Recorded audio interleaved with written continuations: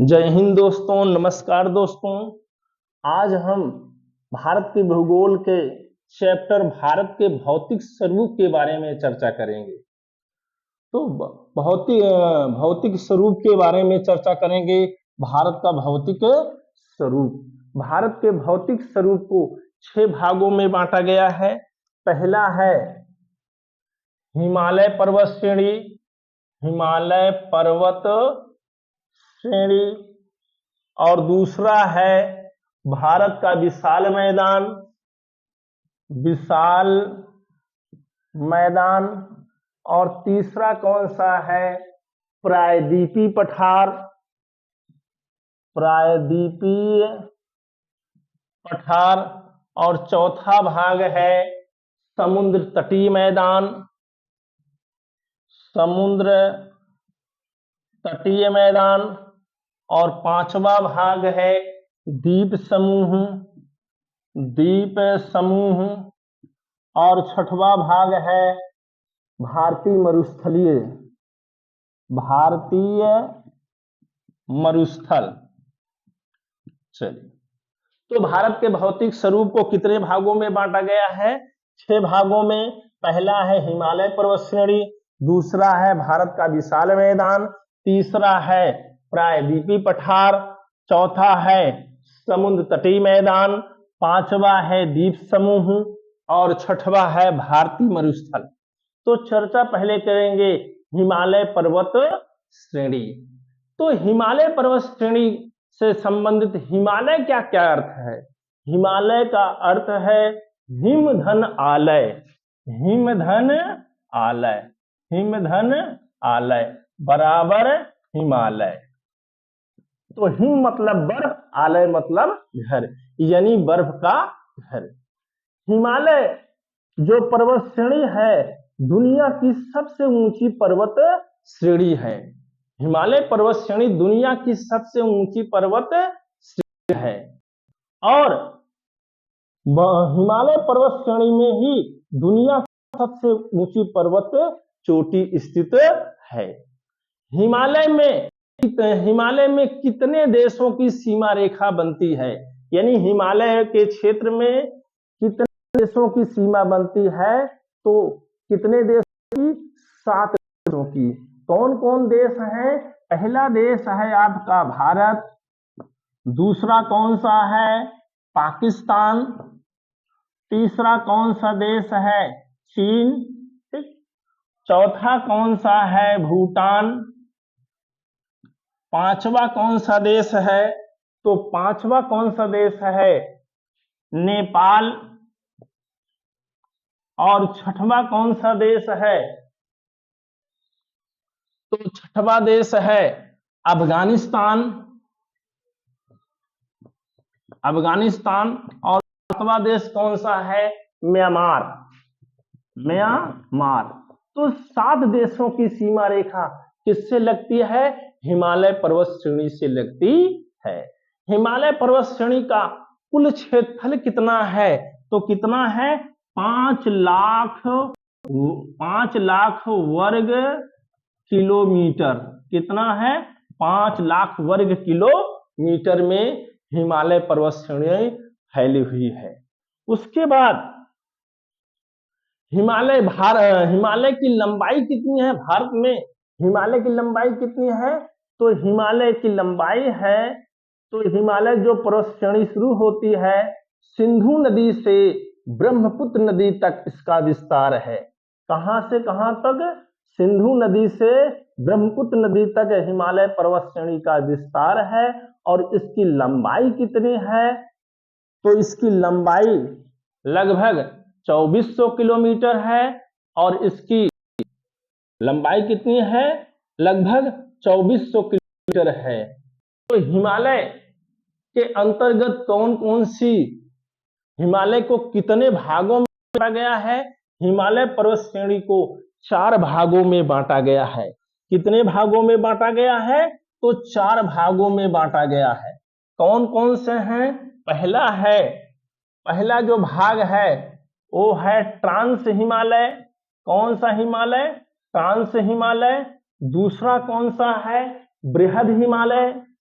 या बड़ा हिमालय, बृहद हिमालय या बड़ा हिमालय, और तीसरा कौन सा है, मध्य हिमालय या लघु हिमालय, मध्य हिमालय या लघु हिमालय, और चौथा कौन सा भाग है, बाहरी हिमालय या शिवालिक, बाहरी हिमालय या शिवालिक। तो हिमालय पर्वत श्रेणी को 4 भागों में बांटा गया है। पहला है ट्रांस हिमालय, दूसरा है बृहद हिमालय या बड़ा हिमालय, तीसरा मध्य हिमालय या लघु हिमालय, और चौथा है बाहरी हिमालय या शिवालिक। तो पहले चर्चा करेंगे हम किसके बारे में, तो पहले हम ट्रांस हिमालय के बारे में चर्चा करेंगे। किसके बारे में चर्चा करेंगे, तो ट्रांस हिमालय के बारे में चर्चा करेंगे। तो ट्रांस हिमालय के बारे में, ट्रांस हिमालय, तो ट्रांस हिमालय के अंतर्गत देखिएगा कौन सी पर्वत श्रेणी आती है। तो ट्रांस हिमालय के अंतर्गत पहली पर्वत श्रेणी है आपका, ये है आपका काराकोरम श्रेणी। ट्रांस हिमालय की कौन सी श्रेणी है, काराकोरम श्रेणी, काराकोरम श्रेणी। ये ट्रांस हिमालय कौन सी श्रेणी है, काराकोरम श्रेणी। काराकोरम श्रेणी पर कौन कौन सी पर्वत चोटी है, तो भारत की सबसे ऊंची चोटी है K2 गाडविन ऑस्टिन 8,611 मीटर। कहां पर है देखते हैं, तो ये आपका है,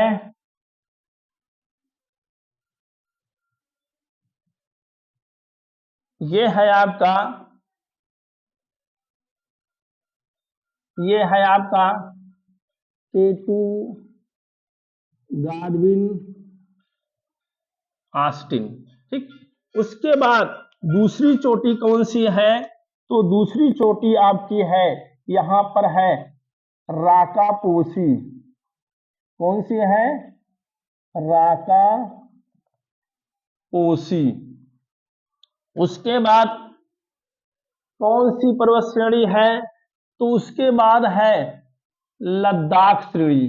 कौन सी श्रेणी है, लद्दाख श्रेणी। लद्दाख श्रेणी के बाद कौन सी श्रेणी है, जास्कर श्रेणी। कौन सी है, जास्कर, जास्कर श्रेणी। और ये कौन सी श्रेणी है, लद्दाख श्रेणी। चलिए, उसके बाद कौन सी श्रेणी है, तिब्बत और चाइना में, चीन में पड़ती है, ये है कैलाश श्रेणी। कौन सी श्रेणी है, कैलाश श्रेणी। कौन सी श्रेणी है, कैलाश श्रेणी, कैलाश। अब ट्रांस हिमालय से बनने वाले प्रश्न जो है, भारत की सबसे ऊंची चोटी कौन सी है, K2 गाडविन ऑस्टिन। किस हिमालय के अंतर्गत आती है, तो ट्रांस हिमालय के अंतर्गत आती है। किस श्रेणी पर है, तो काराकोरम श्रेणी पर है। राकापोसी पर्वत कहां पर है, वो भी कहां पर है, काराकोरम श्रेणी पर है। तो यहां पर एक पर्वत चोटी है, नंगा पर्वत। कौन सा पर्वत है, नंगा पर्वत। ये आपका क्या है, नंगा पर्वत। ठीक, क्लियर। अब देखते हैं ट्रांस और जो कैलाश श्रेणी है, कैलाश के निकट ही कौन सी झील है, मानसरोवर झील है। मानसरोवर झील से 3 नदियां निकलती हैं। एक नदी कौन सी होती है, वो होती है सिंधु नदी, दूसरी सतलज नदी, और तीसरी कौन सी नदी है, होती है, वो होती है ब्रह्मपुत्र नदी या यारलांग सांगपो नदी। चलिए, ट्रांस हिमालय के बाद कौन सा हिमालय आएगा, हिमालय से कौन सा भाग आएगा? वो आएगा आपका बृहद हिमालय या बड़ा हिमालय। बृहद हिमालय या बड़ा हिमालय। तो यहां देखते हैं, ये देखिए,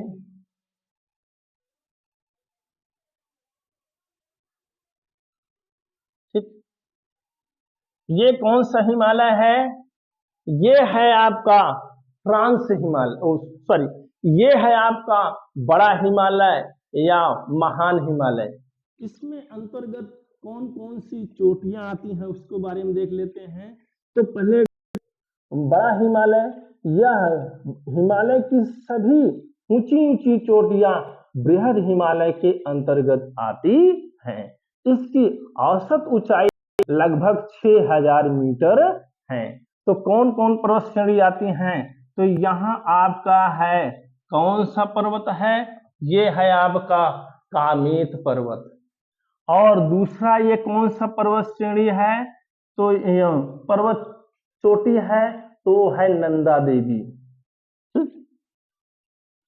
उसके बाद कौन सा है? उसके बाद गुरुला मानधाता, क्या है? गुरुला मानधाता।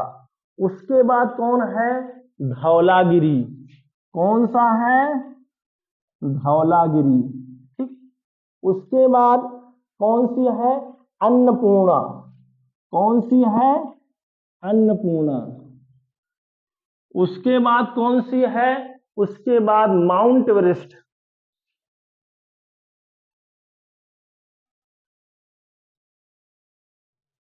उसके बाद कंचनजंगा। उसके बाद क्या है? कंचनजंगा। उसके बाद कौन सी पर्वत श्रेणी है? उसके बाद है नमचा बरुआ। कौन सा है? नमचा बरुआ। ठीक, आप देख लेते हैं, ये कौन सी है? ये है कामेत।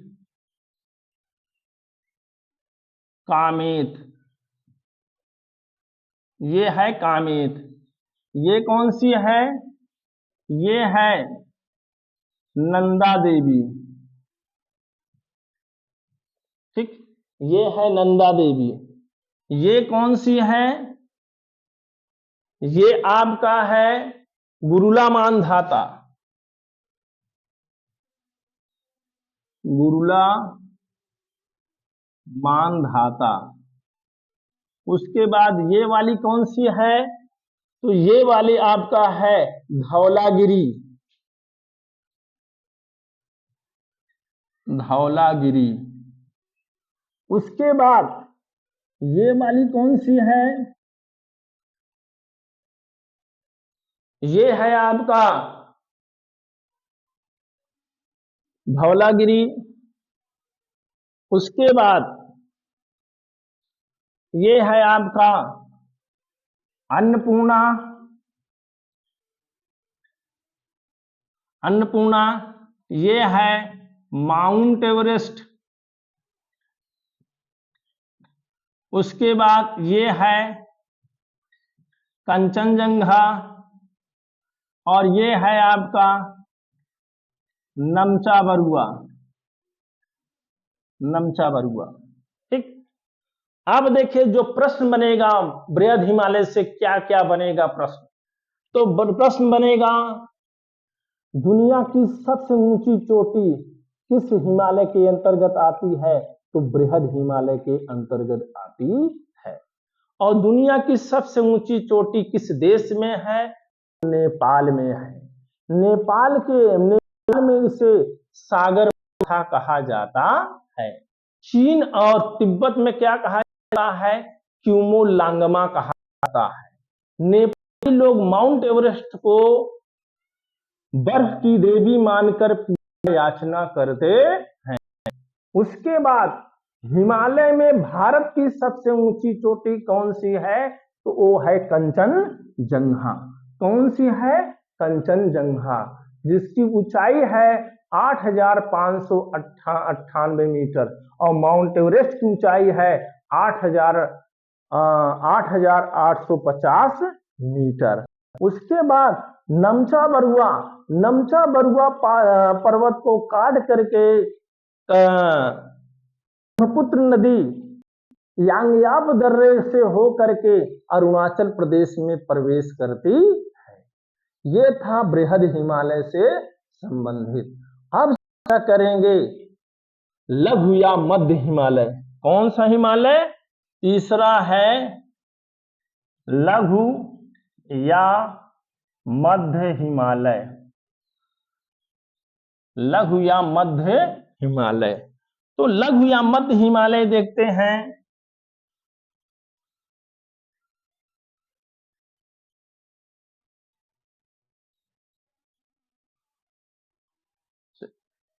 मध्य हिमालय की चर्चा कर लेते हैं। तो मध्य हिमालय की औसत ऊंचाई 3700 मीटर से 4500 मीटर के बीच में है। मध्य हिमालय के अंतर्गत कौन कौन सी चोटियां आती हैं? तो इसके अंतर्गत पीर पंजाल श्रेणी, जास्कर श्रेणी, पीर पंजाल, धौलाधर श्रेणी, नागपुरा श्रेणी, मसूरी श्रेणी, महाभारत श्रेणी आदि श्रेणियां मध्य हिमालय या लघु हिमालय के अंतर्गत आती हैं। और कौन कौन सी घाटियां आती हैं मध्य हिमालय के अंतर्गत? तो काश्मीर घाटी, काठमांडू घाटी, कांगड़ा घाटी, कुल्लू घाटी, लाहौल स्पीति आदि घाटियां आती हैं।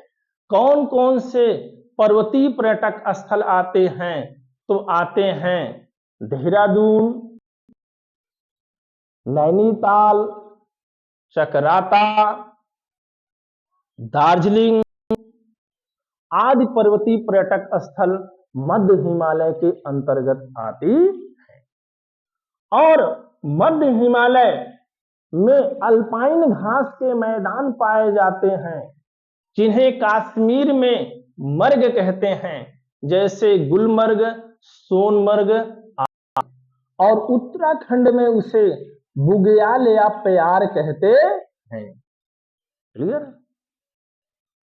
और मध्य हिमालय और बृहद हिमालय को क्या अलग करता है? तो क्या अलग करता है? मेन सेंट्रल थ्रस्ट द्वारा अलग होते हैं। बृहद हिमालय और लघु हिमालय अलग होते हैं। अब चर्चा करते हैं किसके बारे में? तो चौथा पार्ट है इसका बाहरी हिमालय या शिवालिक।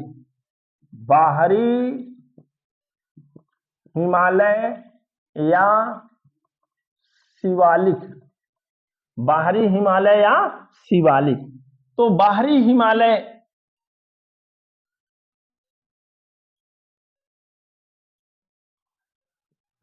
हिमालय या शिवालिक यानी यह मध्य हिमालय के दक्षिण में स्थित है।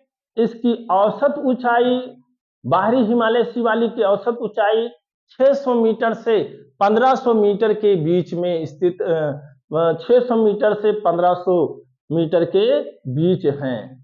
ठीक, इसमें कंकड़ पत्थर के मैदान पाए जाते हैं, जिससे पश्चिम में क्या कहा जाता है? क्या कहा जाता है? पश्चिमी दून कहा जाता है, जैसे देहरादून, कोटली दून आदि। और पूरब में इसे द्वार कहते हैं, जैसे हरिद्वार। उसके बाद बाहरी हिमालय के बाद तराई प्रदेश शुरू हो जाता है। उसके बाद भारत का विशाल मैदान की शुरुआत हो जाती है। ये था हिमालय पर्वत श्रेणी। अब ले चलते हैं कौन सी श्रेणी है? तो ये है आपका कौन पर्वत श्रेणी? तो ये है अरावली पर्वत श्रेणी। कौन सी पर्वत श्रेणी? अरावली पर्वत श्रेणी। अरावली पर्वत श्रेणी, ये कौन सी श्रेणी है? अरावली पर्वत श्रेणी। तो अरावली पर्वत श्रेणी जो उत्तर पश्चिम में स्थित है, और यह अरावली पर्वत श्रेणी कहां से शुरू होती है? तो दिल्ली के रायसीना हिल से शुरू होकर के गुजरात के पालनपुर तक ये पर्वत श्रेणी आती है, जिसकी लंबाई है 692 किलोमीटर के आसपास है। तो हिमालय जो अरावली पर्वत श्रेणी है, ये दुनिया की सबसे प्राचीन पर्वत श्रेणी है। दुनिया की सबसे प्राचीन पर्वत श्रेणी कौन सी है? अरावली पर्वत श्रेणी है। अरावली पर्वत श्रेणी का सबसे ऊंचा शिखर है गुरु शिखर, और गुरु शिखर कहाँ स्थित है? माउंट आबू पहाड़ी पर स्थित है। तो इसकी ऊंचाई कितनी है? तो इसकी ऊंचाई है 1722 मीटर। ठीक, कितना है?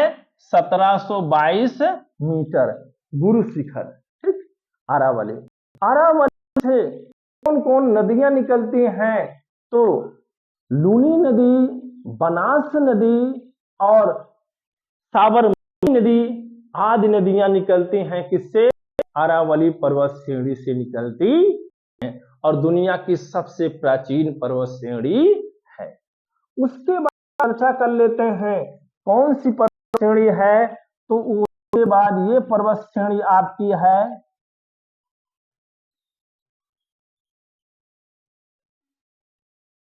ये है विंध्याचल पर्वत श्रेणी। कौन सी श्रेणी है? विंध्याचल पर्वत श्रेणी। विंध्याचल पर्वत श्रेणी। विंध्याचल पर्वत श्रेणी जो कितने किलोमीटर लंबी है? लगभग 1086 किलोमीटर लंबी है विंध्याचल पर्वत श्रेणी। यह कितने राज्यों में विस्तारित है? तो निम्नलिखित राज्यों में विस्तारित है। उत्तर प्रदेश के दक्षिणी भाग, और झारखंड में, छत्तीसगढ़ में, मध्य प्रदेश में और गुजरात में ये पर्वत श्रेणियां फैली हुई हैं। विंध्याचल पर्वत श्रेणी का सबसे ऊंचा शिखर क्या है? वो है अमरकंटक है। जो अमरकंटक है, इसका सबसे ऊंचा शिखर है। अमरकंटक की पहाड़ी जो विंध्याचल पर्वत श्रेणी के अंतर्गत आती है, तो इसकी ऊंचाई है 1048 मीटर के आसपास। क्लियर है? तो विंध्याचल पर्वत जो श्रेणी जो अमरकंटक है, यहां से 3 नदियां निकलती हैं। जो उत्तर की ओर कौन सी नदी जाती है? सोन नदी। और पश्चिम की ओर कौन सी नदी आती है? पश्चिम की ओर आती है आपको नर्मदा नदी। और दक्षिण से कौन नदी निकलती है? तो वो होती है महानदी। ये है विंध्याचल पर्वत श्रेणी। आगे चर्चा कर लेते हैं कौन सी अगली पर्वत श्रेणी है। तो अगली है पर्वत श्रेणी है सतपुड़ा रेंज। कौन सी पर्वत श्रेणी है? सतपुड़ा पर्वत। सतपुड़ा पर्वत श्रेणी। सतपुड़ा पर्वत श्रेणी जो नर्मदा और ताप्ती नदियों के बीच में स्थित है, और सतपुड़ा पर्वत की सबसे ऊंची चोटी है धूपगढ़ चोटी। कौन सी है? धूपगढ़ चोटी, जिसकी ऊंचाई है 1350 मीटर। और सतपुड़ा पर्वत श्रेणी के पूर्वी भाग से, पूर्वी हिस्से से कौन सी नदी निकलती है? तो ताप्ती नदी निकलती है। तो ये था सतपुड़ा रेंज। उसके बाद चर्चा कर लेते हैं पश्चिमी घाट पर्वत श्रेणी के बारे में। कौन सी पर्वत श्रेणी? पश्चिमी घाट पर्वत श्रेणी।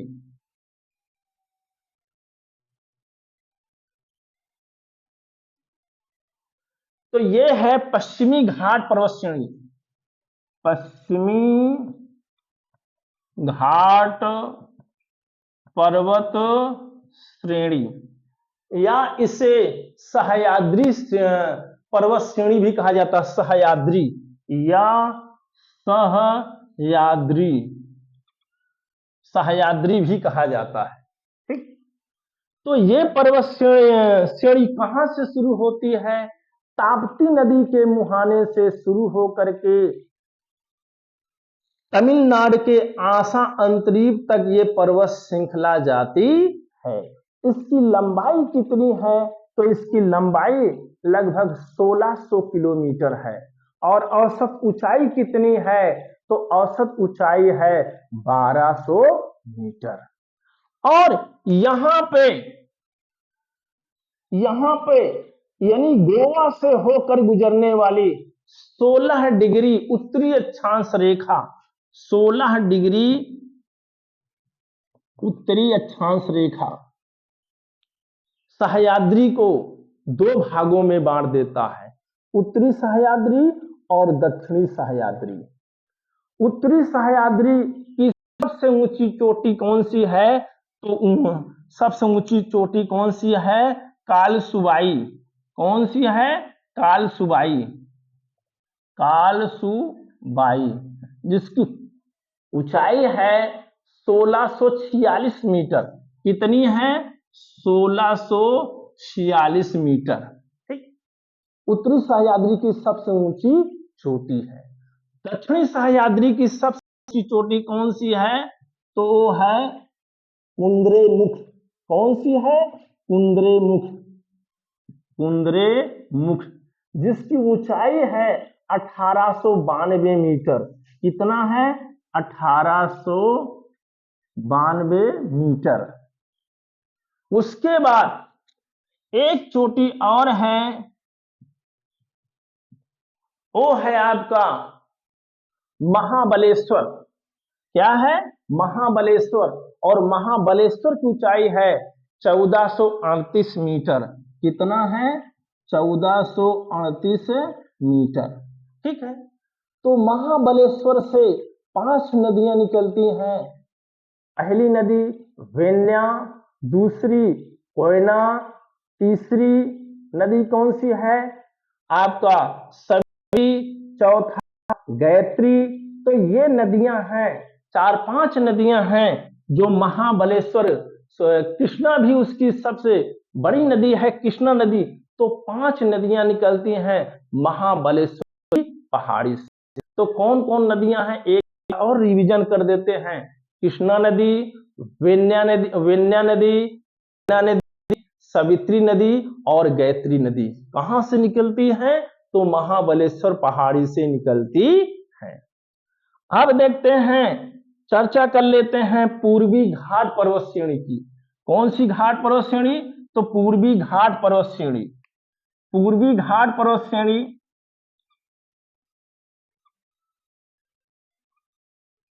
पूर्वी घाट पर्वत श्रेणी कहां से कहां तक जाती है? तो महानदी के मुहाने से नीलगिरी तमिलनाडु तक पूर्वी घाट पर्वत श्रेणी जाती है, जिसकी कुल लंबाई कितनी है? लगभग 1300 किलोमीटर है। पूर्वी घाट पर्वत श्रेणी की लंबाई है 1300 किलोमीटर और औसत ऊंचाई कितनी है? 600 मीटर। और कुल लंबाई कितनी है? कुल लंबाई कितनी है? 1300 किलोमीटर। क्लियर है? और पूर्वी घाट की सबसे ऊंची चोटी क्या है? विशाखापट्टनम। कौन सी है? विशाखापट्टनम, जिसकी ऊंचाई है 1680 मीटर। कितनी है? 1680 मीटर। 1680 मीटर है। और दूसरी ऊंची चोटी कौन सी है? दूसरी ऊंची चोटी है महेंद्रगिरी। कौन सी है? महेंद्रगिरी, जिसकी ऊंचाई है 1501 मीटर। क्लियर। ये हो गया पूर्वी घाट। उसके बाद चर्चा कर लेते हैं,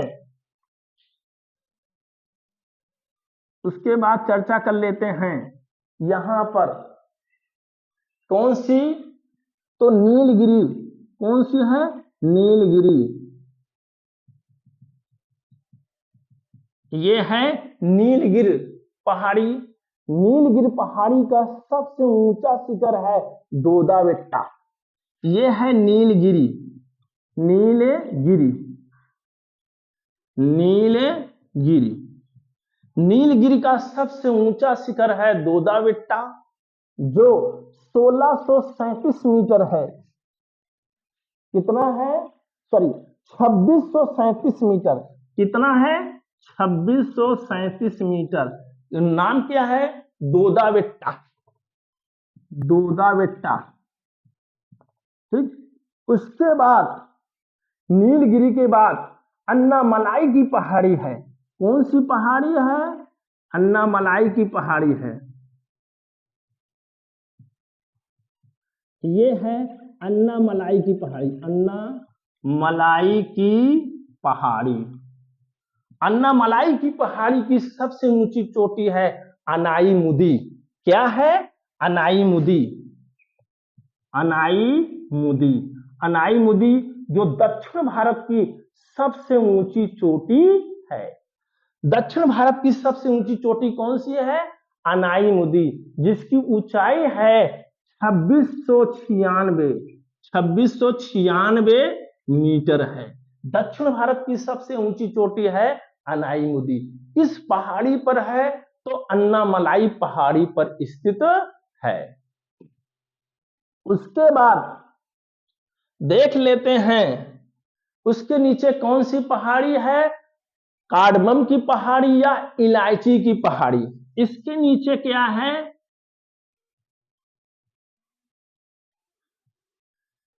कौन सी पहाड़ी है? इलायची की पहाड़ी या अन्नामलाई की, इलायची की पहाड़ी या कार्डमम की पहाड़ी। इलायची, इलायची की पहाड़ी या कार्डमम, कार्डमम की पहाड़ी। चलिए, तो ये थे भारत के हिमालय पर्वत श्रेणी और भारत की संपूर्ण पर्वत श्रेणियों के बारे में जानकारी, और कुछ बची है पूर्वोत्तर की पहाड़ियां, उसके बारे में आगे चर्चा करेंगे। आज के लिए ही बस इतना ही। जय हिंद, जय भारत, वंदे मातरम।